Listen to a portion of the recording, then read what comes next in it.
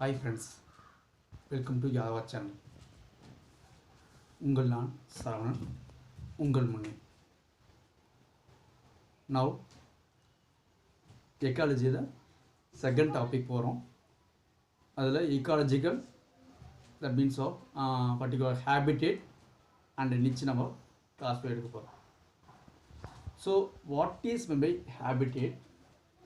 What is meant by niche?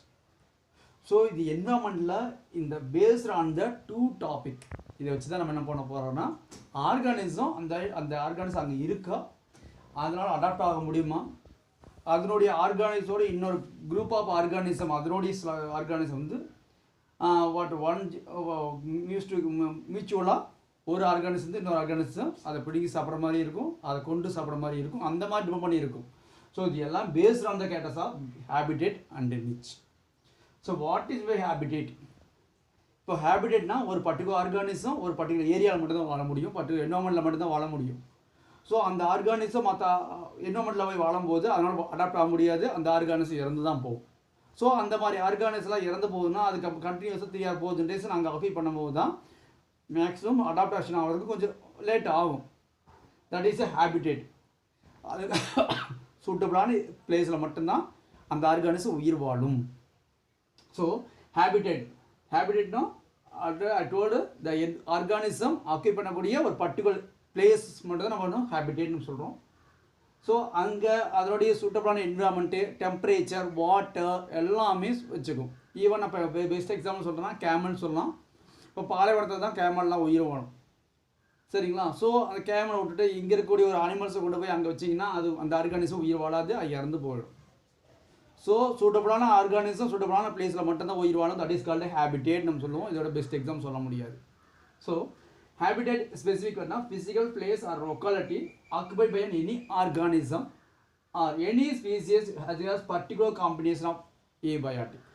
ஏபயாட்டிக்னா இப்போ வாட்டரில் தான் அந்த ஆர்கானிசம் உயிர் வாழணும்னா சில ஆர்கானிசம் வாட்டரில் தான் உயிர் வாழும். அதை கொண்டு நீ டெரஸ்ட்ரியல் வச்சுன்னா அந்த ஆர்கானிசம் இறந்துடும். அதே டெரஸ்ட்ரியல் கூடிய ஆர்கானிசம் கொண்டு போய் வாட்டரில் வச்சினாலும் வாட்டரில் கூடிய ஆர்கானிசம் இறந்துடும். ஃபார் எக்ஸாம்பிள் ஃபிஷ்ஷு நம்ம சொல்லலாம், ஃபிஷ்ஷை வாட்டர் 2 அப்படி கொண்டு வந்தீங்கன்னா அது இறந்துடும். இங்கே கூட டெரஸ்ட்ரியல் கூடிய ஆர்கானிசம் கொண்டு போய் நீ வாட்டரில் விட்டினாலும் இறந்து போகும். ஸோ அந்த சூட்டபுளான ஏபயாட்டிக்கோட அடாப்ட் ஆகிருக்கக்கூடிய ஒரு organism that is called habitat. ஒரு ஏபயாட்டிக் பயோட்டிக் ஆர்கானிசோட depend to others depend on தான் இருக்கும், சரிங்களா? So that is are environmental factors.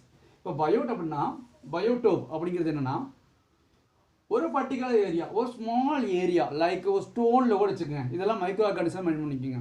இப்போது என்னோடய விரலே இருக்குது, என் விரலை ஃபுல்லாக வைரஸ் இருக்குன்னா வைரஸ் மட்டும்தான் இருக்கும், வேறு அதர் ஆர்கானிசம் இருக்காது. பட் இது ஒரு கம்யூனிட்டி பேஸிக்கில் நிறையா கூட்டத்தை வச்சு வளர்த்திக்கிட்டு இருக்குது. தட் இஸ் கால்டு பயோடோப்னு சொல்லுவோம். ஸ்மால் ஏரியா ஸ்டோன்லேயும் இருக்கலாம், புஷஸ்லேயும் இருக்கலாம், ஃப்ளவர் பார்ட்ஸ்லேயும் இருக்கலாம், அந்த கார்டன்லேயும் இருக்கலாம், மட் சாயிலையும் இருக்கும். அவங்களுடைய கம்யூனிட்டி மட்டும்தான் உயிர் வாழும், மற்ற எது அதர் கம்யூனிட்டி எதுவுமே உயிர் வாழ விடாது. ஃபார் பெஸ்ட் எக்ஸாம்பிள் சொல்கிறேன்னா ஒரு புளிய மரத்தில் நிறையா கீழே புளிய மர செடி துளியோன்னு முளைச்சிருக்கும். ஆனால் ஒரு சில காலம் மட்டும்தான் ஒரு 2 month or 3 month தான் வளரும். அதுக்கப்புறம் என்ன ஆகுனா அந்த தாவரங்கள்லாம் அழிஞ்சு போயிடும். ஏன்னா மதர் பிளான்ட் மட்டும்தான் அந்த பிளேஸை ஆக்குபை பண்ணியிருக்கும், மற்ற அதர் டாட்டர் பிளான்ட் எதுவுமே ஆக்குபை பண்ண விடாது. That is called what is biotope அப்படின்னு சொல்கிறோம். எந்த ஒரு ஆர்கானிசம் அதர் ஆர்கானிசம் வளரக்கூடாது. கம்யூனிட்டி பேசிக்கலாக அதனுடைய ஆர்கானிசம் டெவலப் பண்ணணும், ஆனால் அதையே எடுத்து சாப்பிட்ருங்க. So that is called biotope சொல்லுவோம். That is best example of ஹேபிடேட்னு சொல்லுவோம். The next one is niche. நிச்சுன்னு பார்த்தீங்கன்னா major species particular species. For example நான் சொன்னேன்னா இப்போ கிராஸ் எடுத்துக்குவோம். கிராஸ் சாப்பிடக்கூடியது கிராஸ் குப்பர் வச்சுக்குவோம். கிராஸ் குப்பர் வச்சுக்குவோம். கிராஸ் குப்பர் சாப்பிட்றது யார்? ஒரு ஸ்னேக் வச்சுக்குவோம். ஸ்னேக் சாப்பிட்றது யார்? ஈகிள் வச்சுக்குவோம். இது 4மே பார்த்தீங்கன்னா one person to another person is a depend பண்ணி தான் இருக்கும், இருந்து தான் ஆகணும். அதில் ஏதாவது ஒரு ஆர்கானிசம் அங்கே இல்லை, அந்த என்வரான்மெண்ட்டில் இல்லை, அந்த சூட்டபிளான ஏரியாவில் இல்லை அப்படின்னா மற்ற பிஃபோர் கூட ஆர்கானிசம் இறந்து போயிடும், லாஸ்ட்டு கூட ஆர்கானிசம் இறந்துடும். ஸோ இது எல்லாமே ப்ராப்பர் ஃபங்க்ஷன், அந்த ஃபங்க்ஷனல் பண்ணி தான் ஆகணும். அந்த மாதிரி இருந்தால் மட்டும்தான் அந்த ஆர்கானிசம் உயிர் வாழும். அது சிங்கிள்ஸ் ஆர்கானிசமாக இருக்கட்டும், மல்டி ஆர்கானிசம், குரூப் ஆஃப் ஆர்கானிசமாக இருக்கட்டும், இல்லை கம்யூனிட்டி பேஸில் இருக்கக்கூடிய பேஸ்டான டிஃப்ரெண்ட் டைப் ஆஃப் ஆர்கானிசம் இருந்தால் இருக்கட்டும், இதனுடைய ஆர்கானிஸில் இதனுடைய ஃபுல் செயினில் ஏதாவது ஒன்று மிஸ் ஆச்சுன்னா அந்த ஆர்கானிசம் உயிர் வாழ முடியாது. தட் இஸ் கால்டு நிச் அப்படிங்கிறோம். So Mass of a species or specific environment, organism or population respond to distribution of resource and competitors. ஒரு ஆர்கானிசம் ஒரு ஆர்கானிசம் அடிச்சு தான் சாப்பிடும். அந்த அடிச்சு சாப்பிடக்கூடிய அந்த ஆர்கானிசம் இல்லை அப்படின்னா அந்த ஆர்கானிசம் உயிர் வாழ முடியாது. இந்த இருக்கிற ஆர்கானிசம் அழிஞ்சு போயிடும், அந்த லாஸ்ட் பார்க்கக்கூடிய ஆர்கானிசமும் அழிஞ்சிடும். So resource and their competitors growing when predators resources abundant and when predators parasites what is it? ஒரு உயிரில் ஆர்கானிசம் உயிரோடு பிடிச்சி சாப்பிடக்கூடிய பேரசைட் சொல்லுவோம், இல்லைன்னா பேத்தோஜன்ஸ் சொல்லுவோம் இல்லைங்களா, பேத்தோஜன்ஸ். ஸோ இந்த பேத்தோஜன்ஸ் பண்ணால் அந்த scares and how it in turn altars same factors. இதனுடைய நம்ம இது சேம் காரணங்களால் மட்டும்தான் ஒரு ஆர்கானிசம் சாப்பிட்றது. இப்போ நாம் வந்து என்ன சாப்பிட்றோம், உயிரினங்களையும் சாப்பிட்றோம், தட் மீன்ஸ் விலங்குகளையும் சாப்பிட்றோம், தாவரங்களையும் சாப்பிட்றோம். இந்த மாதிரி ரெண்டும் சாப்பிட்றோம். இதில் ஏதாவது ஒன்று அடாப்ட் ஆகுது இல்லைனாலும் நம்மளால் உயிர் வாழ முடியாது. ஏன்னா இதை பேஸ் பண்ணி தான் நம்ம உயிர் வாழ்கிறோம். So limiting access to resource other organism acting as a food resources. நம்ம எல்லாம் பேஸ்ட் ஆன் த ஃபுட் சோர்ஸஸ்க்கு மட்டும் தான் depend to others. So for predators and consumer for prey. இப்போது அந்த ஏரியாவில் இல்லை அப்படின்னா மற்ற பிஃபோர் ஆர்கானிஸ் என்ன பண்ணும்னா அந்த மாதிரி ஆர்கானிஸை கொண்டு வர ட்ரை பண்ணும். இப்போ பேர்ட்ஸுக்கு அந்த வார்ம்ஸ் இல்லை அப்படின்னா இங்கே அந்த பேர்ட்ஸ் என்ன பண்ணும் அப்படின்னா அந்த வார்ம்ஸ் வர மாதிரி இருக்கக்கூடிய ஆர்கானிசத்தில் எல்லாத்தையுமே அந்த பர்டிகுலர் அதனுடைய ஆக்குபை பண்ணக்கூடிய பர்டிகுலர் ஏரியாவில் போடும். அப்போ அது இன்க்ரீஸ் பண்ணிவிட்டு அதுக்கப்புறம் சாப்பாடு எடுத்துக்கும். அப்போது அந்த ஆர்கானிசம் உயிர் வாழவும் விடும், அதே ஆர்கானிசம் சாப்பிடவும் அந்த ஆர்கானிசம் செய்யும்.